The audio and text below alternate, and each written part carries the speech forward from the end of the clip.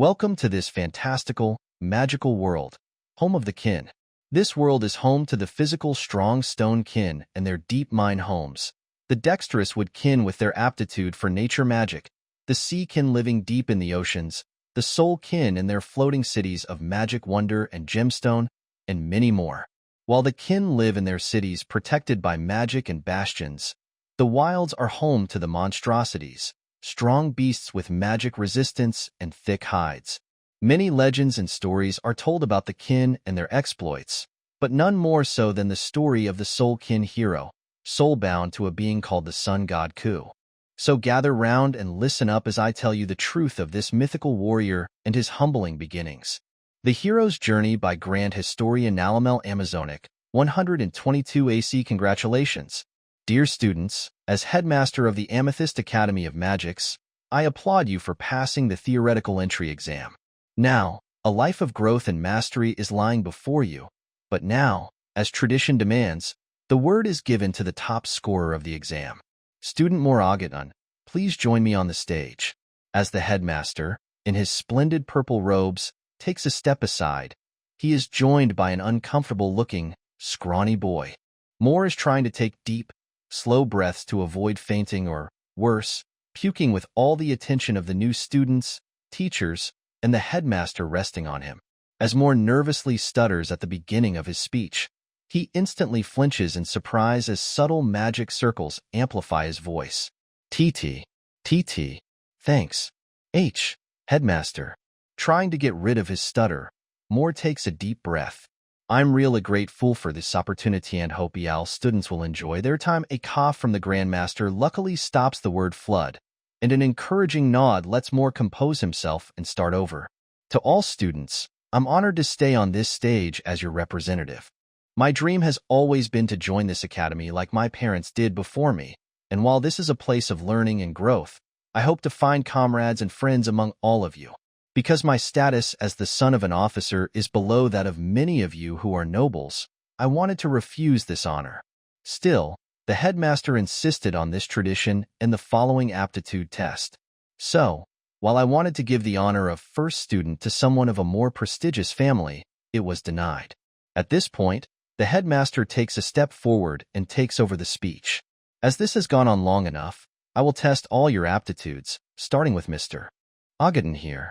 While this statement resulted in a lot of excited murmuring, someone with keen hearing might have heard a few dissident voices in the crowd. Mr. Agaton, please place your hands on this crystal ball and let your magic flow. The headmaster produced a crystal sphere about 30 centimeters in diameter and held it out for Moore, who slowly put his hands on it and, while taking deep breaths, concentrated on making his innate magic flow.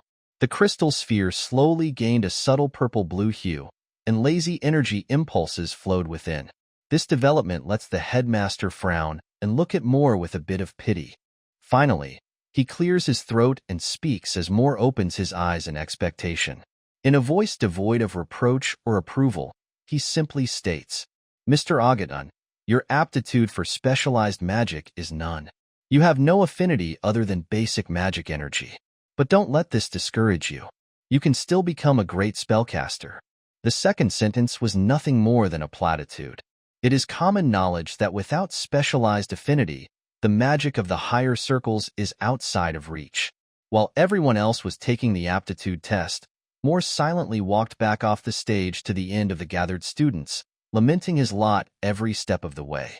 Finally, after all tests were concluded, he was the only one without any specialized affinity. His first place on the theoretical tests, low status, and weak magic now instantly made him an outcast among his peers.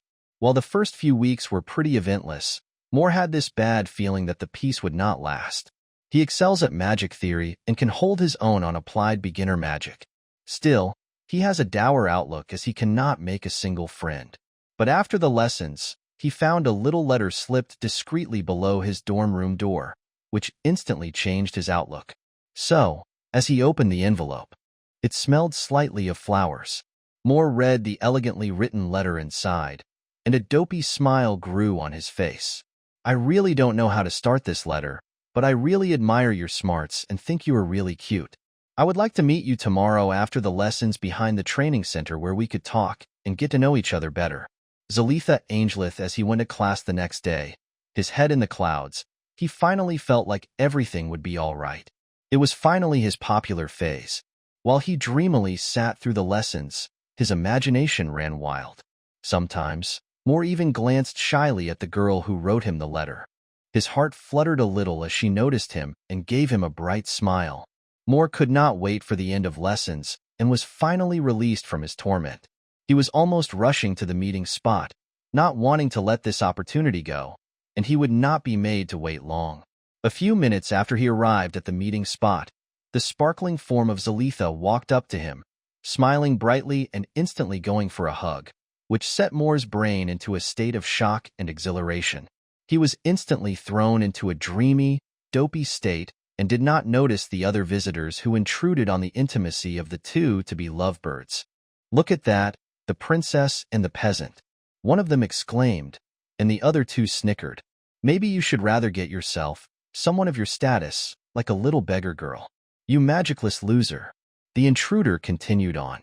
While those words were hurtful to Moore, he just ignored those idiots. But then his view fell onto the face of Zalitha. He saw her fear of those bullies, and instantly, a cold fury began to burn in his chest. Turning around, furious, Moore began to channel his magic, glowering at the three other boys. "Duck off, Ruby, and take your flunkies with you, or I will beat you up," he shouted, and all three laughed at his outburst. The leader, called Ruby, raised an eyebrow at Moore. "You would attack someone from royalty? Know your place, trash. I, Ramber Ruby, am this school's most talented flamecaster and can burn you to cinders if I wish," the one called Ramber said haughtily. A slight bout of fear manifested inside Moore's conscience, but as his view flickered to Zalitha clinging fearfully at his back, it was quickly squashed. His rage reached new heights, and he unleashed a bolt of pure arcane power, which instantly was stopped by a magic barrier cast by one of the flunkies. Moore was then caught in a whirling wall of fire, burning away his flesh, hurting like nothing ever hurt before. He would die, right here, right now, but at least he could protect Zalitha. Smiling like an idiot, he embraced death. Just as with the snip of fingers, the flames disappeared, along with something, and a feminine giggle started behind him. There he was, standing, looking like an idiot, his actions finally catching up with his brain and draining all color from his face.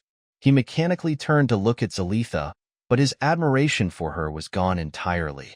While she just laughed at his stupidity, he really fell for it. "That lowly peasant thought he could have a chance with me," she laughed. And now he understood, with his longing for friends, for someone to have social connections, and his hope for that letter to be real, Moore was caught in illusion magic, forming his thoughts, giving him fake feelings, and making him make a stupid mistake, as it was against school rules to use magic against another student. Now, there he stood, for people laughing at his idiocy, and with no witness of his own to change the narrative. He was caught and would now be expelled. Well, peasant. You are really in a sticky situation here, aren't you?" Ramber gloated. "But don't fear, we won't tattle on you. But let's say for our understanding and silence, you need to grant us a few small favors, nothing too bad, so don't fear. How about you do our homework for today? That seems fair for the scare you caused," the boy added. With that, Moore knew his bad feelings had been right. He would now be at the mercy of those bullies. Because who would believe a low-born over the statement of a group of nobles? His school life of dread would really kick off now. Through the coming torment, his grades stayed good at least, as he would always do the homework of 5 people from this point on and seclude himself as often as possible in his room while they had free time to evade his tormentors. Still, every time they crossed paths, they would torment him with illusions if no teacher was nearby and be all buddy while a teacher was watching.